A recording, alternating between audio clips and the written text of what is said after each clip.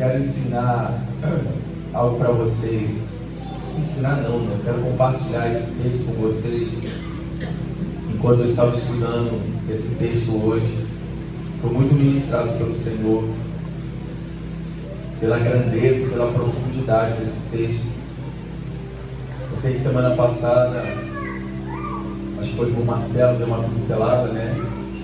Mas hoje eu quero entrar com vocês mais a fundo em Apocalipse 4. Amém? Tem nenhuma tia aí não, gente? Para poder ajudar a gente? Pegar essas crianças, amarrar todas elas nos cabelos ali, ó. Nunca.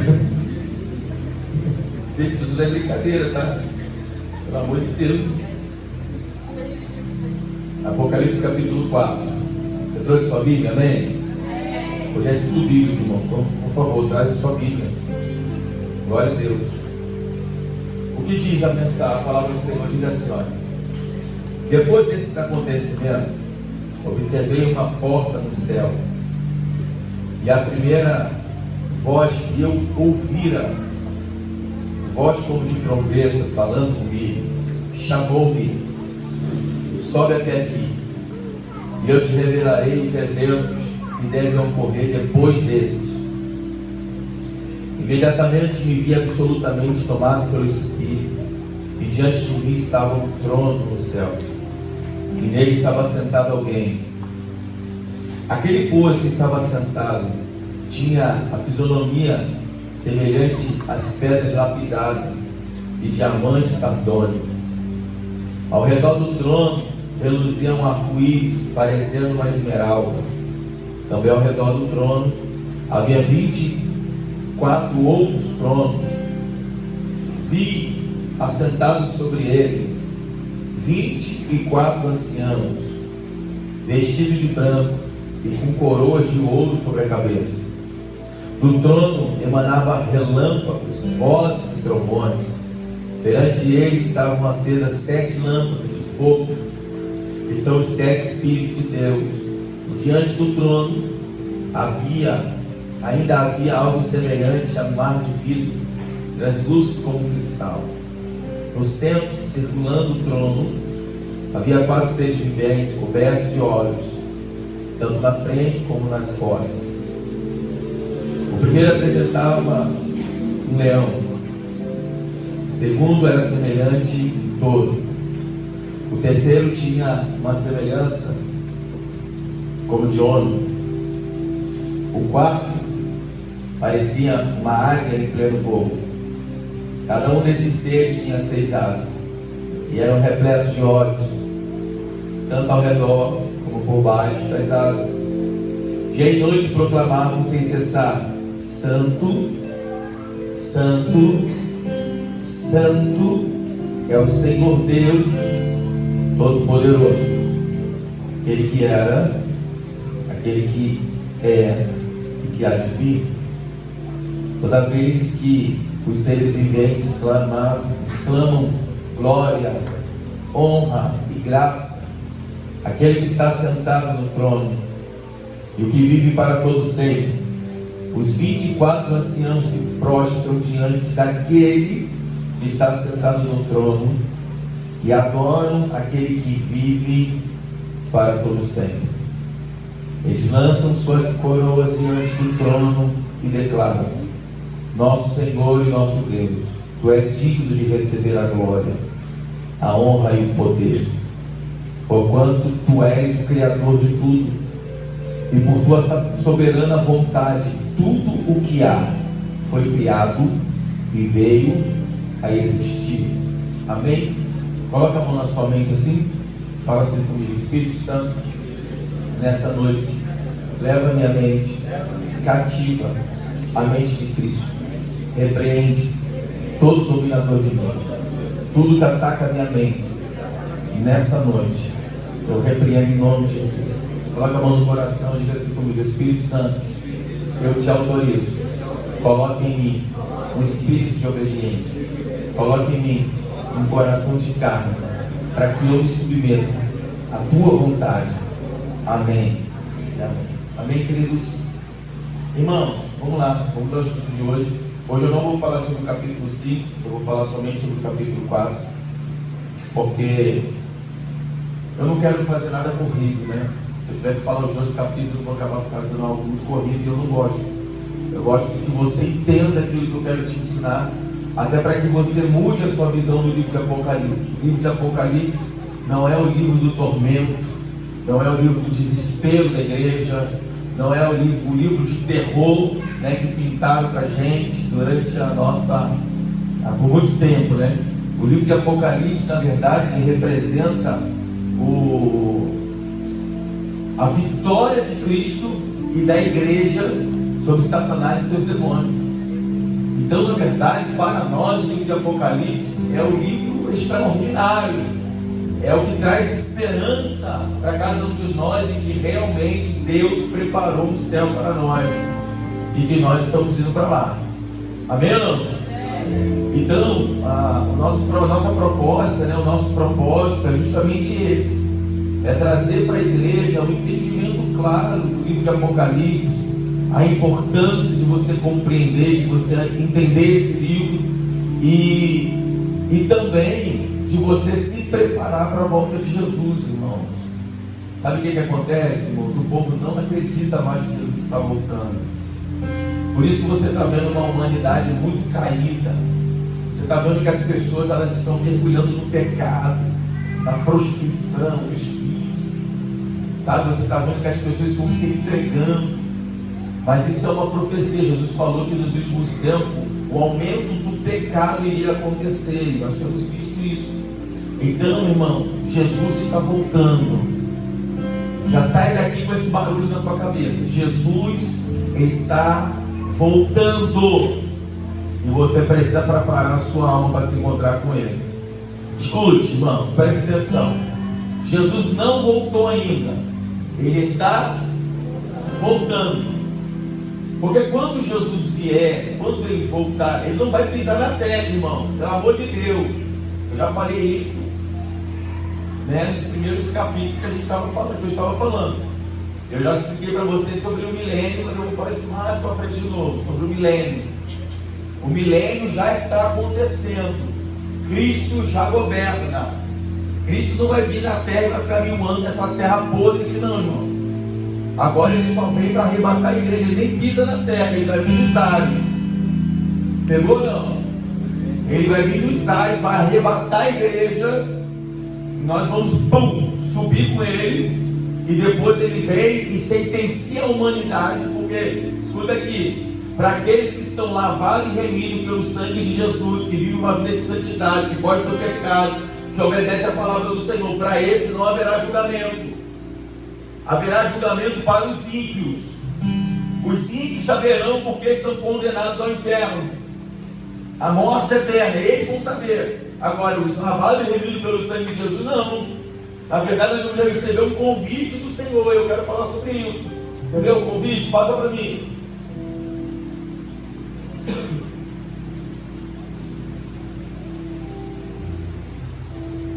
Tomara que eu considerei essa letrinha petitinha que tu botou, meu filho. Deus é fiel. A visão da majestade de Deus, né? A gente já, no primeiro capítulo aqui, né, no início do capítulo 4, a gente já vai ver João tendo uma visão. Na verdade, o capítulo 4 ele representa a visão da majestade de Deus. Eu quero levar você nesse lugar de reflexão, irmão, do Deus que você serve, da grandeza desse Deus. Vamos lá. Esse capítulo é um dos capítulos mais incríveis das Escrituras Sagradas, justamente por causa de todo o conteúdo informado. Alex, se quiser pode ficar lá. Não, pode tirar o teclado, não tem problema não. Pode, eu sei que tu gosta de assistir. Pode deixar. Esse capítulo é um dos capítulos mais incríveis das Escrituras Sagradas, justamente por causa de todo o conteúdo informado para meros pecadores que somos nós. Ver a glória de Deus, ver a majestade de Deus é o privilégio de poucos. Então, somente pelo fato de sermos pecadores, precisamos reverenciar este capítulo, pois a grandeza do nosso Deus está exposta, está contido nesse texto. Nesse capítulo 4 você vai ter um pouco da noção de quem é o Deus que você serve. Quem é esse Deus que você diz que serve? Quem é esse Deus que você diz que é o Senhor da sua vida, Senhor da sua casa, que você reverencia?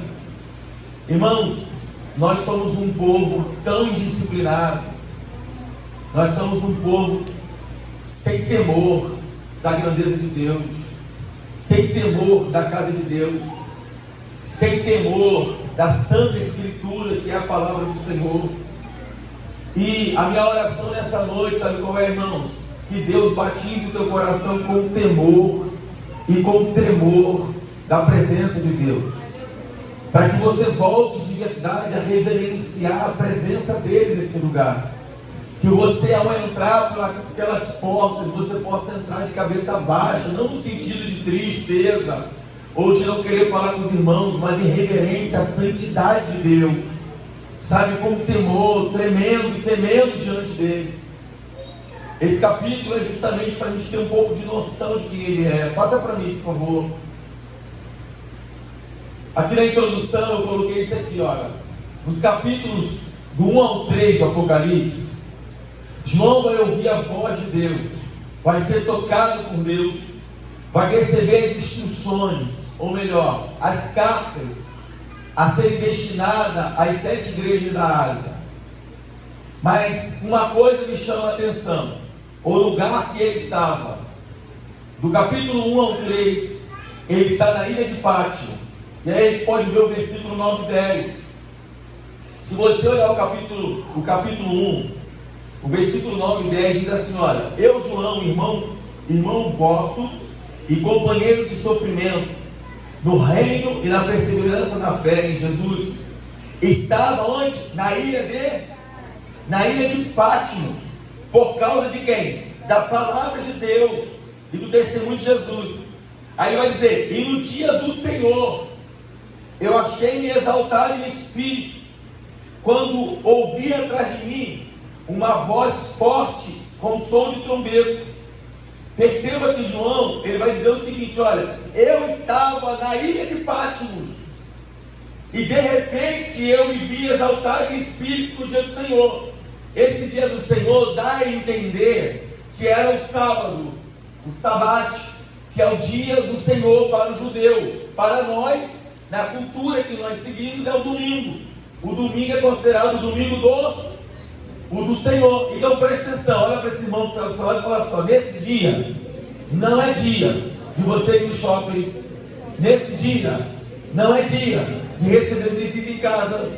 Nesse dia, você precisa dar ele para o Senhor. Entendeu, irmão? Tem aquela visita que chega no domingo na tua casa, você tem que falar: ó, 6 horas eu estou indo para a igreja. Se você quiser, vai comigo. Senão, ó, vinha na pipa. Por quê? Porque o domingo é do Senhor, eu não negocio ele. Você entendeu, irmão? Nós precisamos voltar a ter temor do Senhor. Nós precisamos voltar a reverenciar o Senhor. O problema é que a gente está substituindo Deus por qualquer coisa. Ah, não, domingo eu vou para o cinema, porque eu trabalho de segunda a sábado. Domingo é dia que eu tenho para ficar com a minha família. Não! O domingo é dia de você passar com Deus. É claro que você vai almoçar em família, mas o seu compromisso com Deus você não abre mão. Deu para entender isso ou não, irmão? Então ele vai dizer: olha, eu estava na ilha de Pátmos, e eu me achei exaltado em espírito. Então uma voz de trombeta veio por trás de mim. Mas ele estava onde? Na ilha de Pátmos.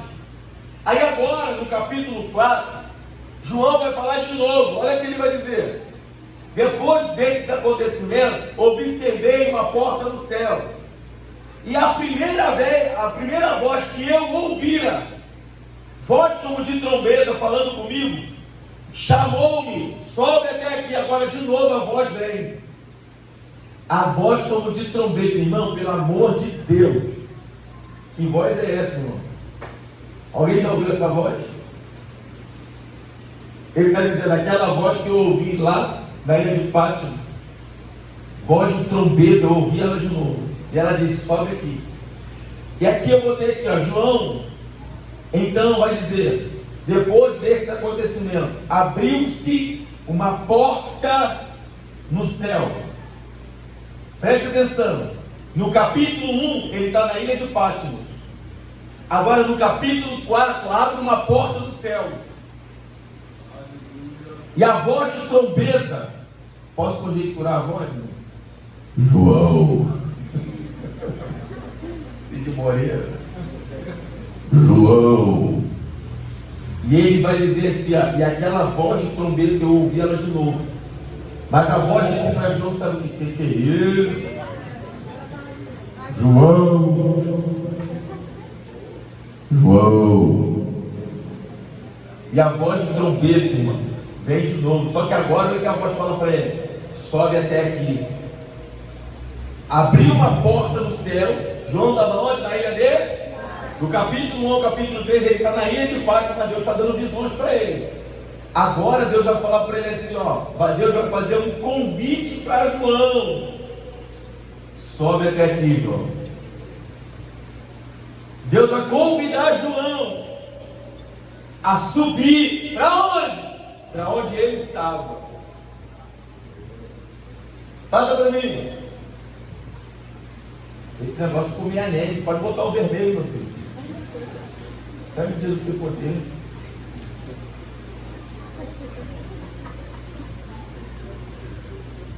Aqui. Tá dando para ver legal isso aqui? Essa foto que eu coloquei ali é justamente para ilustrar o que está acontecendo com João, para ficar melhor o seu entendimento. João está dizendo, e abriu-se uma porta no céu, e uma voz me convidou, a voz de trombeta disse, sobe para cá, vem. Eu botei ali, perceba que ele já está arrebatado no espírito, mas ele ainda está na terra. Agora João vai ouvir a voz de trombeta falando com ele, sobe até aqui, porque João vai precisar sair da terra, porque o que vai ser revelado a ele, a terra jamais vai ver ou tocar, o carnal jamais verá. Pegou isso ou não, irmão? Aquele que é carnal, ele jamais vai receber um convite para ser levado aos céus, porque o que é da carne fica na terra. Mas aquele que é espiritual, ele vai receber um convite de Deus sempre para mergulhar mais fundo, sempre para ir para um novo nível com o Senhor. Então o Senhor faz um convite para João agora. Ei, João, sobe para cá. Por quê? Porque tu não é um cara carnal, tu é um homem espiritual, então vem para cá, porque o que eu vou te mostrar é só para homens espirituais. Aleluia. Aleluia. A porta abriu, e eu posso conjecturar, irmão, eu não sei se João foi transportado para lá, ou se uma escada se apresentou diante dele. Eu sei que o convite foi, sobe para cá. E aí o texto dá margem para a gente interpretar, porque pode ter aparecido uma escada diante dele, ele subiu a escada e chegou até lá, ou de repente o próprio Deus já arrebatou ele, e ele já foi entrando nos portais eternos. Posso falar uma coisa para você? Fica com inveja, não? Eu já fui arrebatado até os portais do céu, irmão. Eu estava tentando achar uma porta na internet que apareceu no que eu vi. Eu não achei nenhuma parecida. E eu vou tentar explicar para você o que o João viu, na tentativa de tentar fazer você entender, mas eu não achei nenhuma porta parecida na internet para eu explicar para você a semelhança dos portais eternos. Mas é algo extraordinário, eu não sei nem falar. Tem que desenhar, não sei nem falar. Passa para mim.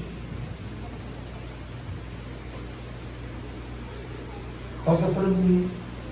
Aqui, ó, eu tentei mais ou menos fazer uma ilustração para a gente conversar aqui. Tá vendo? De colocar como se fosse uma porta se abrindo no céu e como se fosse uma escada, João recebendo um convite para subir. Isso tudo para você ir entendendo os versículos que eu estou falando com você. Perceba que ele já está arrebatado em espírito, mas ele ainda está na terra. Agora João vai ouvir a voz de trombeta falando com ele: sobe até aqui, porque João vai precisar sair da terra, porque o que vai ser revelado a ele, a terra jamais vai ver ou tocar, o carnal jamais verá. João vai ver a grandeza da glória de Deus, e também vai ouvir e ver acontecimentos futuros. Porque Deus fala para ele: vem, olha o que o versículo diz, depois desses acontecimentos, quais? Do capítulo 1 ao capítulo 3. Lembra que eu falei para vocês que o livro de Apocalipse está separado em 7 sessões? A primeira sessão é a sessão do capítulo 1 ao capítulo 3, que vai falar sobre as 7 igrejas da Ásia, que representa as igrejas que estão espalhadas na terra. Porque o número 7 na Bíblia representa a perfeição, a totalidade. Então as 7 igrejas vai representar todas as igrejas da terra. Quem está vendo, gente? Está bugando o breguetinho. Todas as igrejas da terra.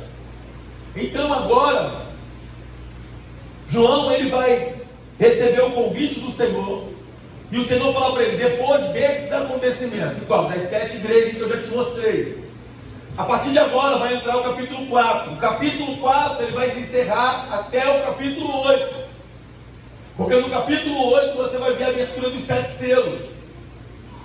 E aqui no capítulo 4 Deus começa a mostrar para João, mas antes de Deus mostrar o que vai acontecer, olha o que João vai ver, irmão. Passa para mim. Essa mídia está muito top, irmão. Mexe tudo na hora, senhor. Essas visões que João vai ter agora nos céus, começa no capítulo 4 e vai até o capítulo 8, como eu já falei, com a abertura do 7º selo. Pode passar. Aí a primeira coisa que João vai ver, eu coloquei aquele ali só para ilustrar, tá, irmãos? Vai falar que aquele ali é o trono de Deonani. Sangue de Jesus teve poder na tua vida. É só para ilustrar para você ir pegando a visão, porque você sabe que isso é um método de ensino, você falar através de imagem. Então vamos lá. No capítulo 4, versículo 2, João vai ter a visão do trono. Deixa eu ler para eu explicar o que eu escrevi aqui. Olha só.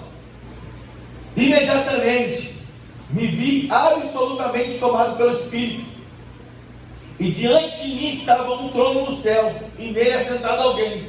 Assim que João chega no céu, a primeira coisa que ele vai ver é um trono.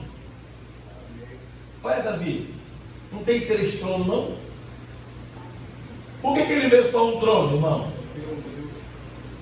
Porque só existe um Deus, irmão. Aleluia. Não existe 3, ele está vendo? Um. Vamos lá. João vai deixar. Volta. Isso. João vai deixar claro que assim que ele chega no céu, diante dele vai estar um trono. Porém, ele vê o trono e também vai perceber que existe alguém assentado nesse trono. Passa para mim. Aí entra o versículo 3. O versículo 3, olha o que ele vai dizer. Aquele, pois, que estava sentado tinha fisionomia semelhante às pedras lapidadas de diamante e sardônio. Ao redor do trono reluzia um arco-íris, parecendo uma esmeralda. Irmãos, presta atenção. O livro de Apocalipse é um livro de simbologias de linguagem. O que João está vendo? Ele está tentando explicar para a gente o que ele está vendo. Ele está dizendo: olha, o trono que eu estou vendo, ele parece esmeralda, parece pedras que foram lapidadas, de tanto brilho, de tanta luz, de tanta perfeição. Aí eu escrevi aqui, olha a descrição de João: o rosto daquele que está sentado no trono parece pedras lapidadas de diamantes. Que loucura é essa, irmão? Ele está tendo a visão da glória de Deus, e ele está dizendo: quem está sentado no trono, o seu rosto parece pedras preciosas. Explica para mim, minha filha, o que ele está vendo? Eu quero que você nessa noite saia daqui, meu irmão, pelo menos entendendo um pouco da glória e da grandeza do Deus que você serve. O Deus que você serve não é cavalo. O Deus que você serve não usa capa preta. O Deus que você serve não usa vestido de cigana. O Deus que você serve tem todo o poder no céu e na terra e embaixo da terra. Que glória é essa? Eu peguei uma foto na internet para você tentar entender um pouco do que ele está vendo. O João está vendo isso aqui, irmão. Um trono, um negócio brilhando, muita luz, muita cor. Passa para mim. Aí eu peguei essa foto aqui só para te explicar um pouquinho.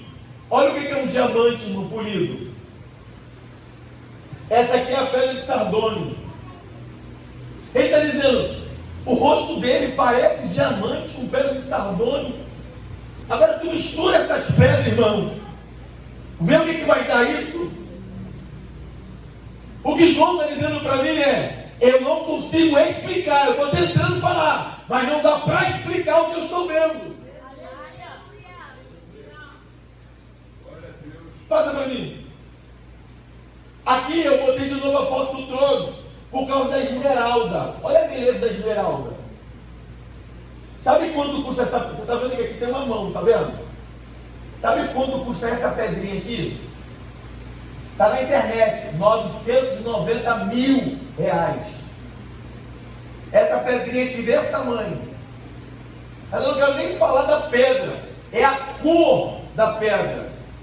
Essas cores, esmeralda, diamante, sardônio, está tudo no trono dele assim, ó. É a glória dele, irmão. Que loucura. Aí ele segue, passa para mim. Aí ele segue dizendo, olha, Apocalipse do 4 ao 5. Ele também observa 24 outros tronos assentados, sobre ele 24 anciãos.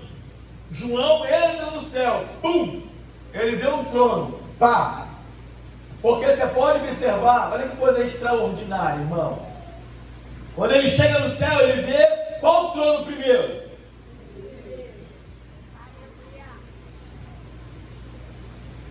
Ele observa primeiro um trono, tomado em poder e glória.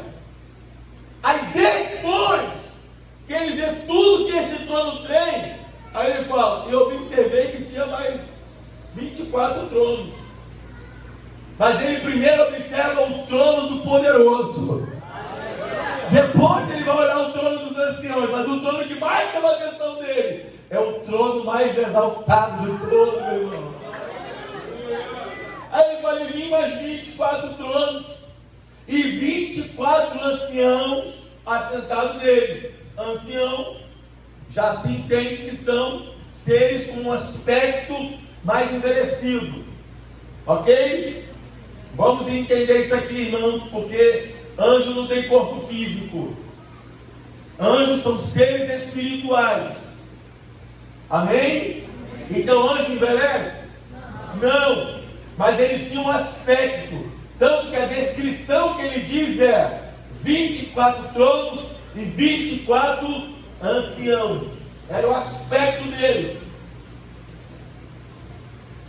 Aí eu escrevi aqui, alguns estudiosos dizem que esses anciãos apresentam os 12 patriarcas de Israel e os 12 apóstolos. Alguns estudiosos, você sabe que o livro de Apocalipse, ele tem várias linhas teológicas de interpretação.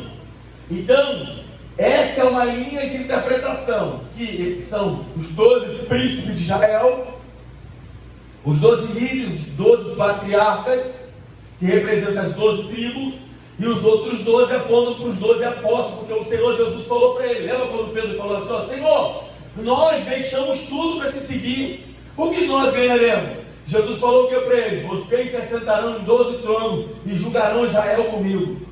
Lembram? Ou não lembra? Obrigado, você lê muito Bíblia, aleluia. Então, É uma linha de pensamento, que esses 24 anciãos são esses líderes de Israel e os 12 apóstolos. Passa para mim. Outros acreditam que esses 24 anciãos são uma representação dos anjos que servem a Deus no governo do universo. Que eles fazem parte como se fosse de uma corte angelical de anjos que governam com Deus todo o planeta, todo o universo, tanto o céu quanto a terra, toda a humanidade estão sob o governo de Deus e desses 24 anciãos. É uma outra linha de pensamento teológico. Ali estão eles, numa foto ilustrativa que eu coloquei aqui para vocês. Pode passar. Vamos lá, Apocalipse 4, versículo 5. Vai dizer que do trono de Deus, o que acontece? Sai o quê? Raios, relâmpagos, trovões. Sim ou não? Vamos lá, vamos entender um pouco sobre isso. Os relâmpagos, trovões, grandes sinais no céu e as lâmpadas simbolizam o magnífico poder e a majestade eterna do Senhor. Porque pense, irmão, João está vendo um trono. Você viu ali o trono, uma coisa extraordinária. Ele está vendo os anciãos. Daqui a pouco naquele trono começa raios, trovões. Pense, irmão, que loucura é essa? Mas o que isso representa? Isso representa o poder e a autoridade que Deus tem sobre tudo, irmão. Aleluia! Todo o poder que Ele tem.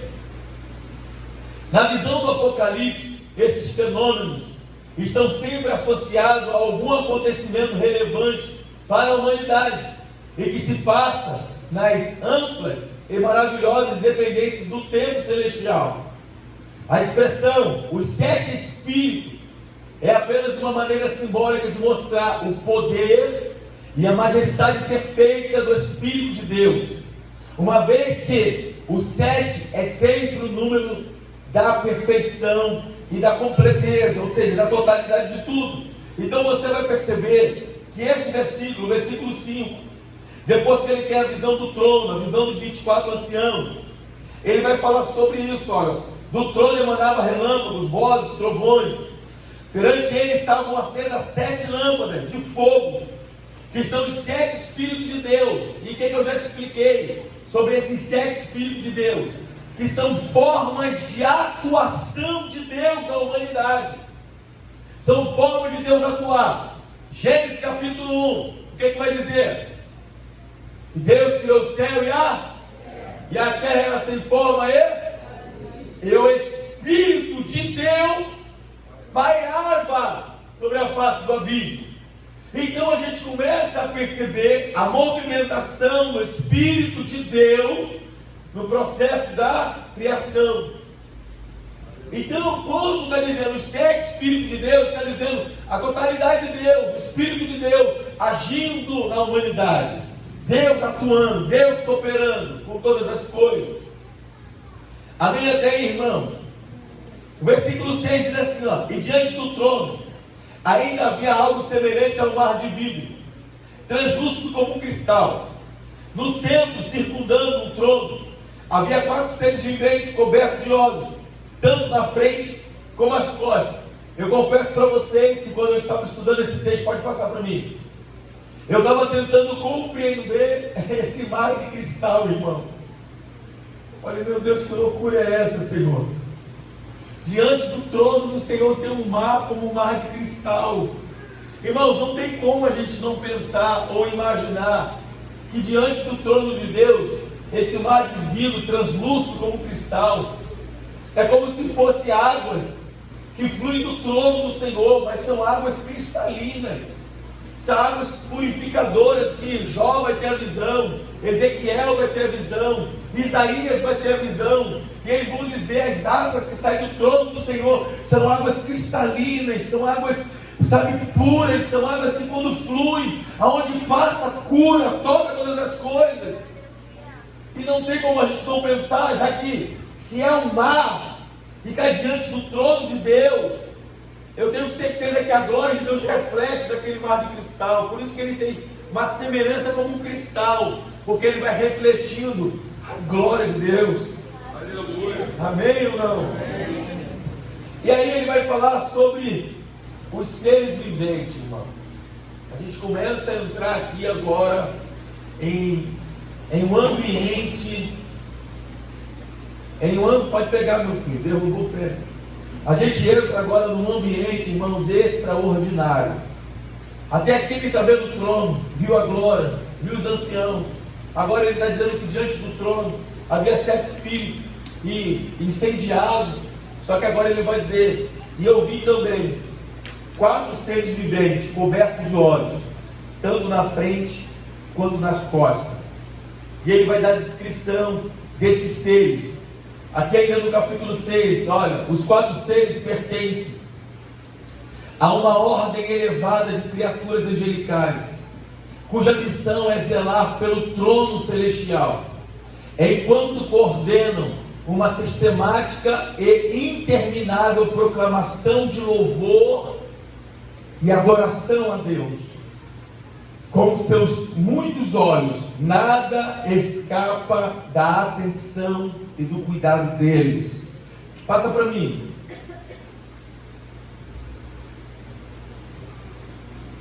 O versículo 7. Esses seres também representam características proféticas do trono de Deus. Vamos entender um pouco sobre isso. Quando você olha para o trono de Deus, aí você tem lá 24 anciãos. Passa para mim, deixa eu ver se eu botei a foto aqui. Não botei. Volta para mim. Pode voltar. Está vendo naquelas fotos que eu coloquei? Tem uma foto do trono. Volta. Aqui, passa para mim. Não, meu filho. Passa devagar. Aí, aleluia. Glória a Deus. Você tem 24 tronos. E aí aparecem esses 4 seres. E o que João vai dizer, eles têm 12 asas, eles têm olhos atrás, por dentro. E aí ele começa. Agora, a pergunta que a gente tem que fazer por texto é: o que representa esses seres? Qual a importância deles nesse cenário celestial? Por que eles estão na eternidade e eles não estão em qualquer lugar? Eles são, preste atenção nisso aqui. Eles são a única classe de anjos que estão lá diante de Deus, nesse cenário aqui. Você vai perceber que esses seres viventes vai aparecer lá em Isaías, esses seres viventes vai aparecer lá no livro do profeta Ezequiel, esses seres viventes aparecem também no profeta Daniel, mas todos eles sempre vão estar em um único lugar. Aonde? Diante do trono de Deus. E eles sempre estão numa única posição de adoração. Só existe um outro anjo que ele também vai aparecer. Ele aparece em Daniel com essa expressão: eu assisto diante de Deus e fui enviado a ti para te trazer notícias. Quem é ele? Gabriel, irmão.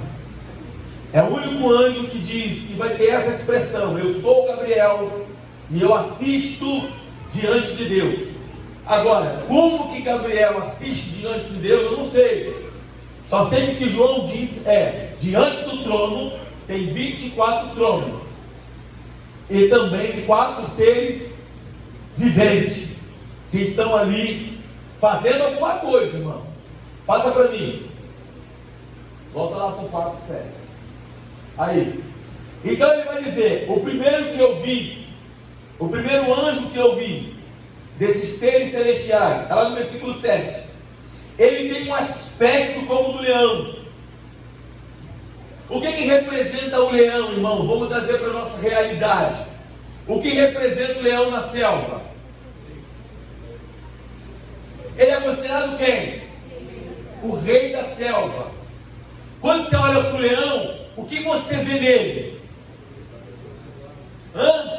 Autoridade, força, domínio territorial. É ou não é?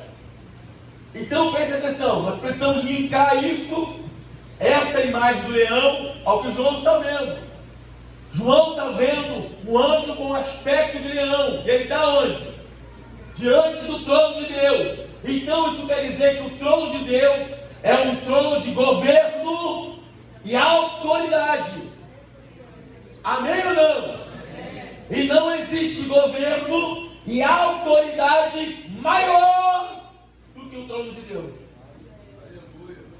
Tem um amigo meu, eu não vou nem falar o nome dele, que você pode falar que ele é doido, mas ele é meio doido. Ele fez um propósito de jejum de oração com Deus no monte, e ele ficou dias e noites no monte com Deus.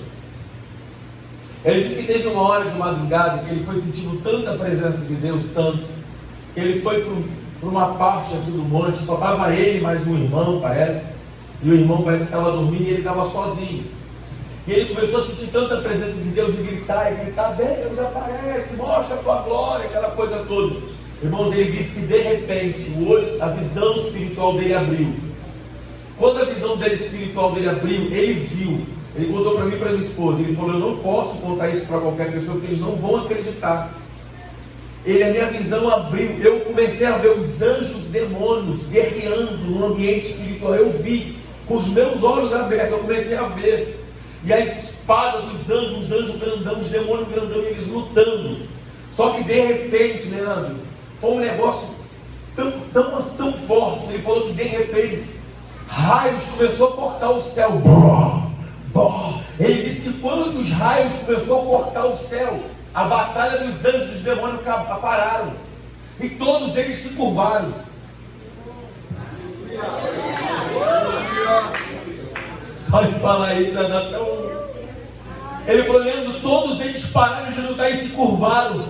E eu vi um clarão de luz muito forte. Eu não vi Deus, mas eu tenho certeza que foi a presença de Deus ali. E os anjos e os demônios pararam de lutar e reverenciaram a grandeza de Deus. Esse é o nosso Deus.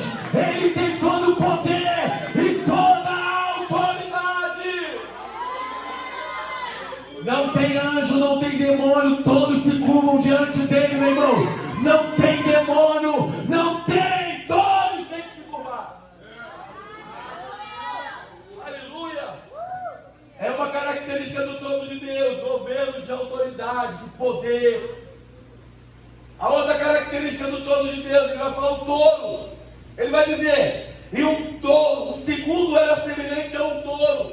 Irmãos, quando tu vê um touro, o que você vê? Eu botei aqui força e poder. Não tem coragem, irmão? Quando ele faz assim, ó,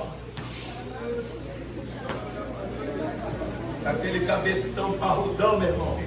Ele faz assim, ó, meu irmão, corre.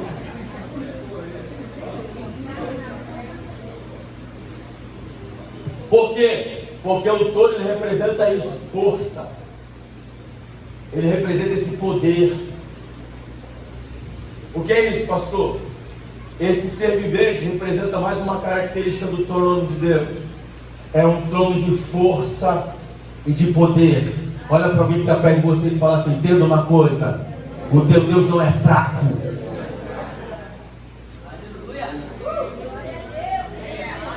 Aleluia, meu. Aleluia.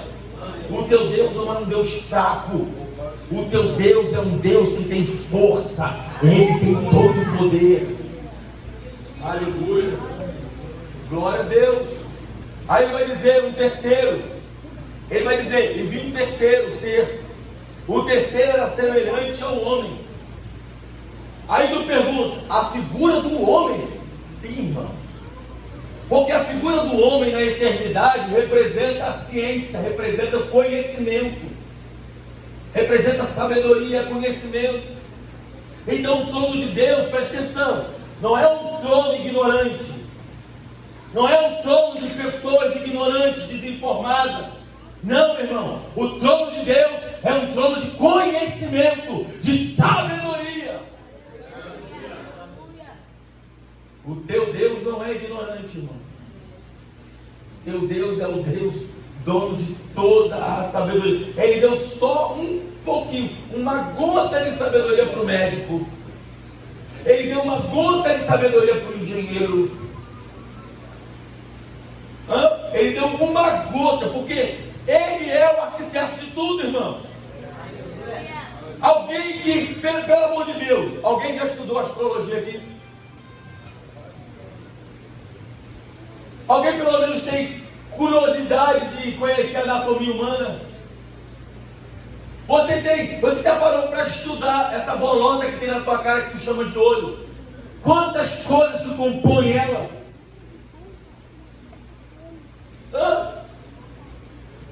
Você já parou para analisar que uma alimentação ruim, por que ela mexe com todo o seu metabolismo?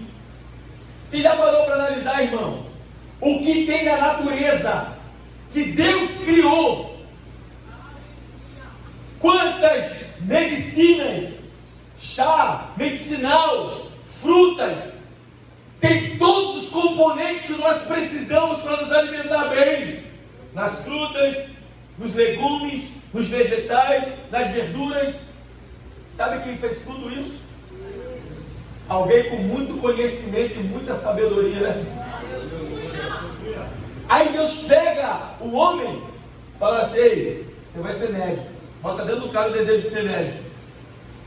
Aí a sabedoria da medicina de Deus entra no cara. Porque quem foi que criou o homem? Por que Deus... Vamos lá, Gênesis capítulo 1. E Deus formou o homem do barro. Foi ou não foi? Como que Deus formou? Você está lá no texto. Deus pegou e Deus veio e confeccionou o homem. Deixa eu te falar uma coisa. A quantidade de detalhe que o corpo humano tem, tinha que ser alguém caprichoso ou não tinha? Minha filha, arranca o dedinho mindinho do teu pé. Arranca, para tu ver se teu corpo não dá de lado. Arranca. O dedinho mindinho é responsável de manter o teu corpo equilibrado. Arranca ele. Arranca a língua da tua boca.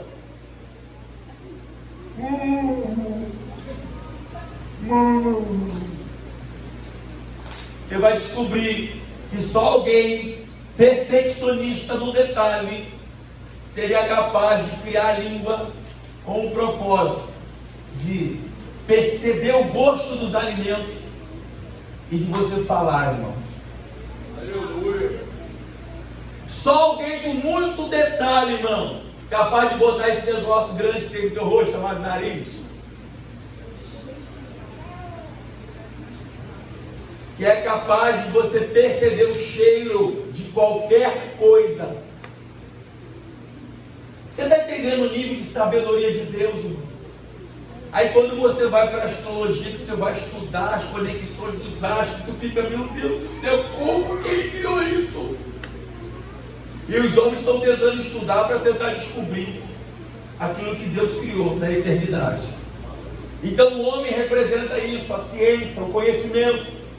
Aí ele vai falar um quarto, e viu um quarto que parecia uma águia aqui, mas não era uma águia descansada, não era uma águia lerda, a pastora falou aqui, uma águia envelhecida, não, era uma águia em pleno ativo, em pleno voo. A águia estava em plena atenção. O que isso significa? A agilidade. A águia pronta para servir, pronta para atuar, pronta para agir a qualquer momento. Assim é o trono de Deus. É um trono em constante movimento. E Ezequiel vai ter essa visão. Quando ele vê o trono de Deus, ele vai dizer: eu vi um trono, e dentro do trono havia rodas diante de rodas. E quando o Espírito ia para um lugar, o trono também se movia todo o tempo. Ou seja, ele está dizendo, o trono de Deus é um trono de movimento. O trono de Deus é um trono que está sempre se movimentando. Não é um trono paralisado. Aleluia. Aleluia. Glória a Deus. Então a águia em pleno voo, representando a agilidade, prontidão para servir.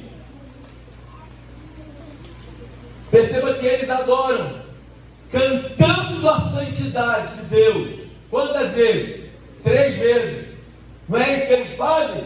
Está aqui, ó. Versículo 8. Cada um desses seres tinham 6 asas e eram repletos de olhos, tanto ao redor como por baixo das asas. Dia e noite, dia e noite, proclamavam sem cessar: Santo, Santo, Santo é o Senhor Deus Todo-Poderoso, aquele que era, aquele que é e aquele que há de vir. Preste atenção. Por que ele está dizendo, irmão? Eles estão no céu. Eles estão diante do trono de Deus. E eles estão dizendo: aquele que era, aquele que é e que há de vir. Mas vai vir para quem, gente? Se ele já está no céu, meu filho. O anjo está diante de Deus cantando: Santo, Santo, Santo é o Deus Todo-Poderoso. Aquele que era, aquele que é e o que há de. Mas vai vir para quem, gente? Se ele já está no céu. Eles estão cantando uma mensagem profética para ser enviada para quem? Para a igreja. Porque João está ali para registrar o que ele está vendo. E o que João está registrando, que os anjos estão dizendo: aquele que era, aquele que é e o que há de vir. Ou seja, o Deus de toda a eternidade. Ele sempre existiu. Ninguém criou Deus. Ele é desde a eternidade. Ele é o princípio, o fim, o alfa, o ômega. Ele é o Senhor de tudo. É Ele. Aquele que é e que há de vir. São expressões referentes à eternidade de Deus. Passa para mim.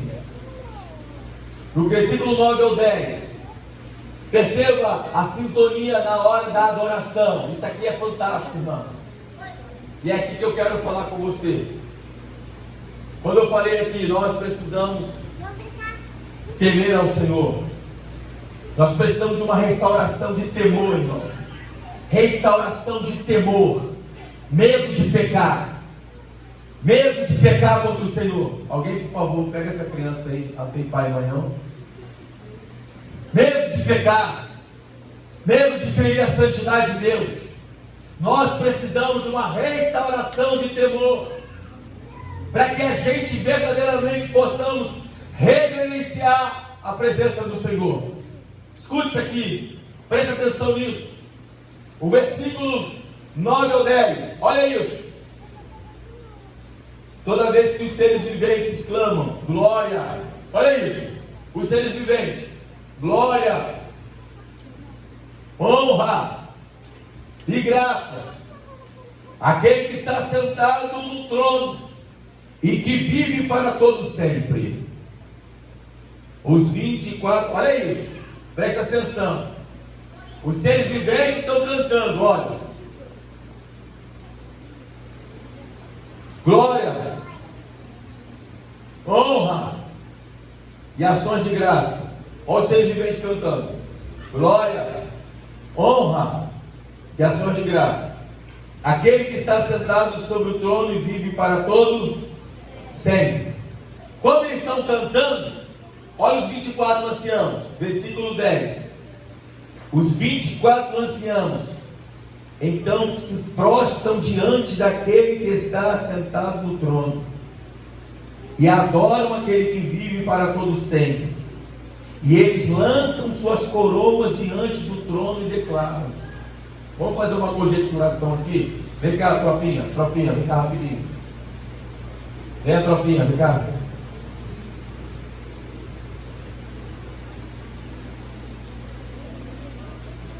Vou fazer aqui com a tropinha, tá? Sobe aí, tropinha.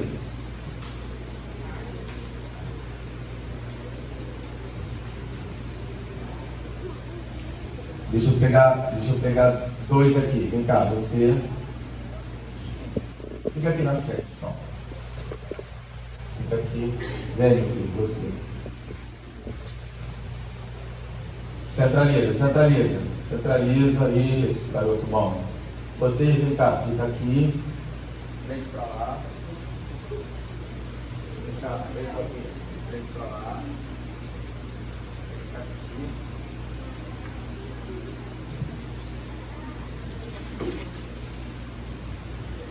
Você vem cá. Fica aqui. Você fica aqui. Só para conjecturar. Fica aqui. Eu estou adorando esse pessoal passando na frente da câmera toda hora. Davi, levanta que anda ali, adora Guilherme. Está filmando o culto, gente. Para de passar na frente da câmera. Olha o que está acontecendo ali. Olha o alinhamento. Presta atenção. É isso que eu quero que você entenda. E que haja restauração de temor no teu coração. Não tem quando você chega aqui no culto assim, ó. Toda com a cara pro alto. Não tem nenhum preparo quando sai de casa. Durante a semana não fez um jejum. Não separou a vida. Entende? Aí ele chega aqui no culto assim, ó. Aí Deus, fala comigo aí, pô. Quero te ouvir. Entende? E Deus não fala nada com você. Porque você não reverencia nada a santidade dele. Não tem temor nenhum na presença dele. Então, agora é para você entender. Você está no santuário de Deus. O que nós estamos vendo ali é o santuário celestial. Pegou ou não? Apocalipse capítulo 4, a visão é o santuário celestial. E abriu-se uma porta no céu. E ele entrou no santuário celestial. Quando ele entra no santuário celestial, ele vê o trono de Deus. Deus está no trono. Ele vai ver 24 anciãos que estão ao redor do trono. E ele vai ver 4 seres viventes. A partir do momento que João entra no céu, ele vê a reverência dos anjos diante da grandeza de Deus. Ele contempla a reverência dos anjos diante da santidade de Deus. Ele contempla a reverência dos anjos diante da glória de Deus. Aí agora eles entram em sintonia. Não tem quando a gente começa a louvar e ficar aqui com os chiclete, ó. Ai, vou no banheiro. Parece que está no desfile de moda, rebolando não sei pra quem. Ai, vou beber água. Não tem? Essa falta de reverência à presença de Deus no ambiente. Essa falta de entendimento do lugar que você entrou. Ali ele entrou no santuário celestial, mas você entra no santuário de Deus aqui toda quarta, todo domingo, e como se estivesse entrando no botequim, no mercado, porque você vem só para pedir, você não vem para reverenciar a santidade de Deus, você não vem para poder manifestar uma adoração para Ele. Não se prepara quando sai de casa, eu vou para a casa do meu Deus. Ah, Senhor, eu quero dar a minha melhor adoração para o Senhor hoje, que seja o melhor culto da minha vida. Oh Deus, quando eu entrar naquele lugar, Senhor, eu quero ser tocado pelo Senhor, mas eu também quero te tocar, Senhor. Sabe? Prepara o coração, prepara o espírito para estar aqui, com temor no coração. É a casa de Deus, é a casa do meu Salvador. Sabe, irmão?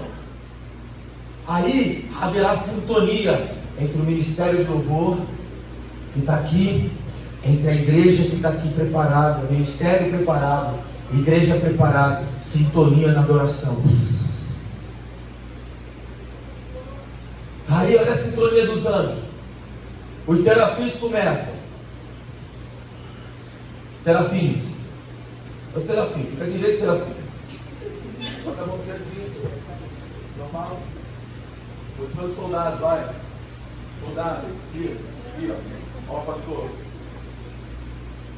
Vai, serafim, fala glória. Esse serafim tá parecendo mais um. Tá fraco, tá fraco. Serafim. Tá melhorando.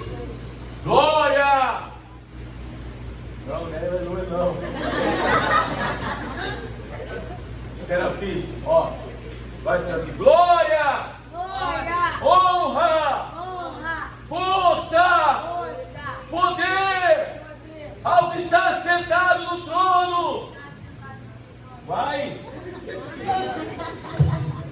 com mais força. Vai, ó, vem.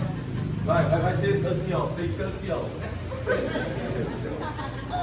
Vem, você também tem que ser ancião. Vem. Vamos, serafins. Glória! Glória!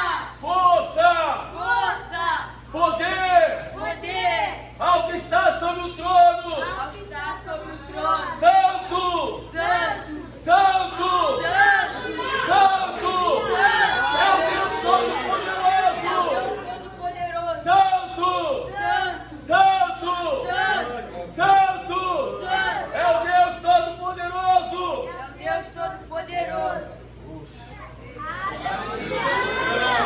Enquanto os serafins estão falando isso, os seres viventes se prostram. Começa a se prostrar, vai. Se prostra, vai, anciãos. Os anciãos se prostram. Isso, e lançam as coroas diante dele. Pelo amor de Deus, irmão, adora aí, faz alguma coisa. Enquanto os serafins gritam: Santo! Santo! Santo! É o Deus Todo-Poderoso! E toda a terra está cheia da sua glória.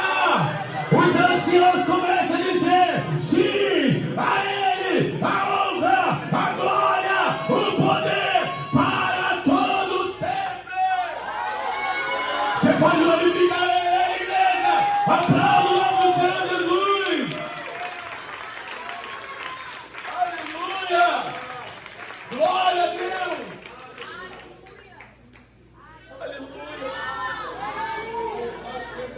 Aleluia! No céu há uma sintonia, meu irmão. No céu há um alinhamento. Nós precisamos dessa sintonia. Nós precisamos desse alinhamento.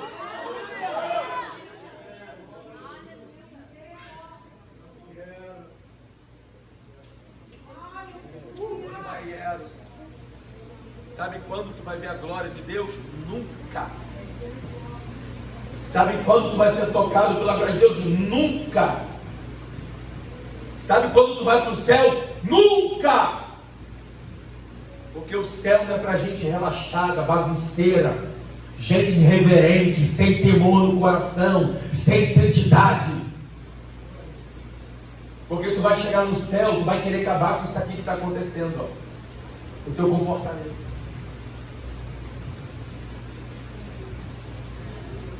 Não tem como você chegar no céu, irmão.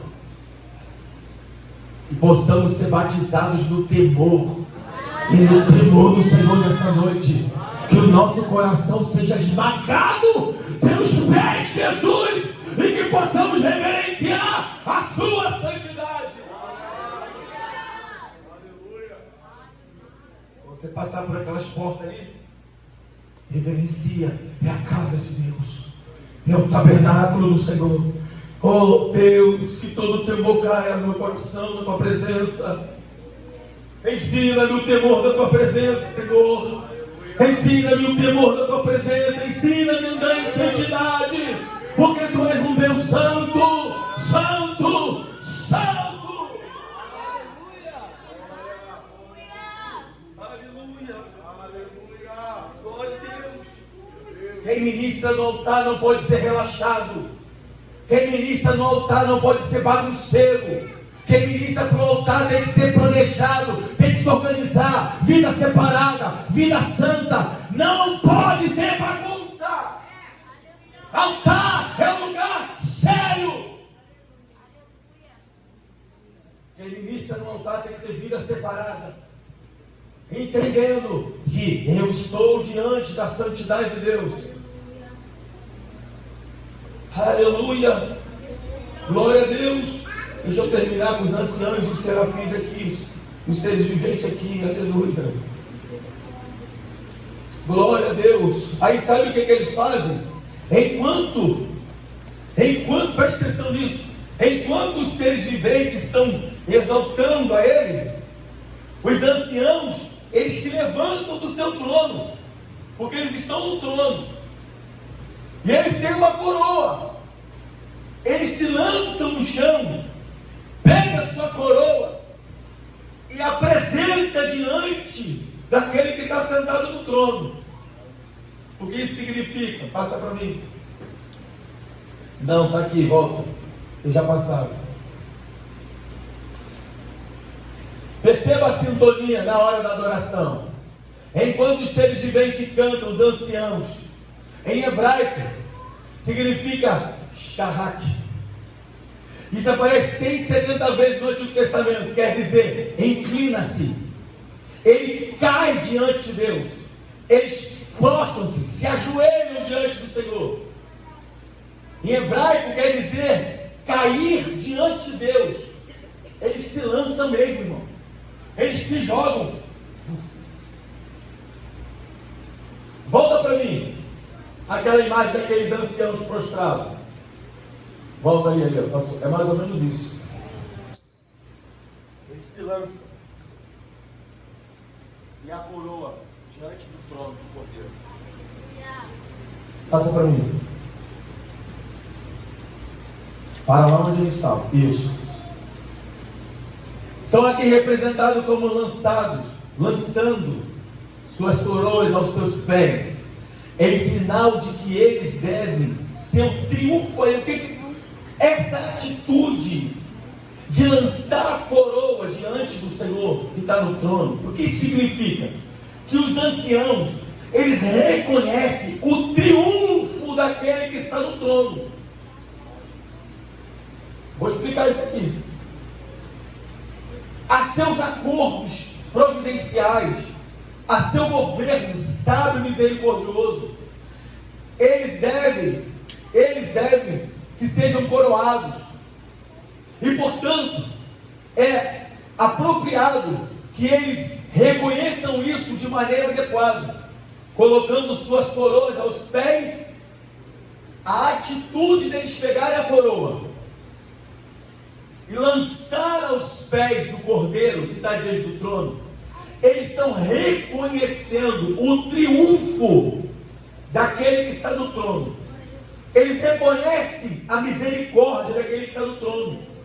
É como se eles tivessem ali um pacto deles reconhecerem a grandeza de quem está no trono e de quem eles são. Então eles reconhecem. Que triunfo é esse? Mais para frente, nós vamos ver João falando daquele que está sentado no trono. Qual é o aspecto que ele vai ter?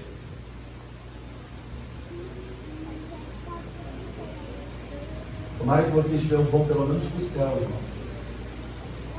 Porque a Bíblia está ruim. Eles vão ver, ele vai ver o Cordeiro sobre o trono. E quando ele vê o Cordeiro sobre o trono, o Cordeiro vai ter um aspecto como se havia sido morto. Lembra? E aí entra os selos, o livro. E João vai dizer: eu chorei muito, porque não havia ninguém que fosse digno de abrir o livro. Então o anjo vai falar para ele: não, João, olha para o trono. Eis o Cordeiro que venceu a morte e o inferno.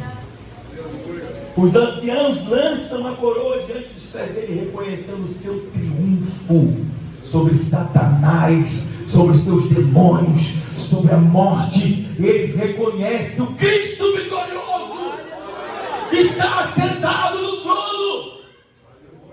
Lembra lá atrás? Levantai, ó porta, as vossas cabeças, para que entre o Rei da Glória. Quem é esse Rei da Glória? O Senhor dos Exércitos. Ele é o Rei da Glória. Os anciãos reconhecem o seu triunfo, o triunfo do Rei da Glória. Pode descer. Obrigado, seres viventes. Obrigado, anciãos. Vocês são cheios da glória de Deus. Passa para mim. Versículo 11.